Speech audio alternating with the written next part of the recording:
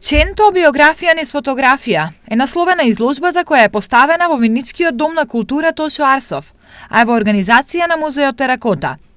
Авторот на изложбата, кустосот Рубин Белчевски, неколку години го истражувал животот и делото на првиот председател на АСНОМ. Целиот свој живот го посветил на Македонија. Бил затворен од Срби, бил затворен од Бугари, бил затворен од своите најмногу, нажалост, најмногу години насварал во тој систем кој што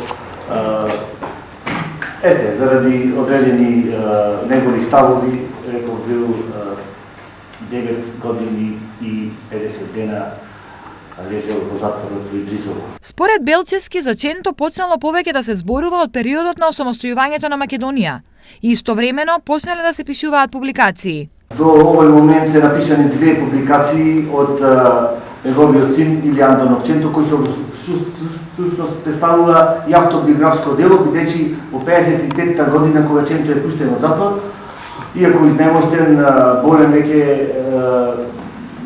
му диктира неговиот син Илија Антонов Ченто, му диктира неговата детство, младост, неговата борба за Македонија. Изложбата е представена на 20 големи паноа, на кои се презентирани 224 фотографии, 15 документи, 15 различни делови од говори на Ченто, 4 текстови и 30 фотографии од споменици и споменбисти. Материјалите за изложбата Белчевски ги собирал од повеќе институции, а фотографии и документи добил и од семејството на Ченто.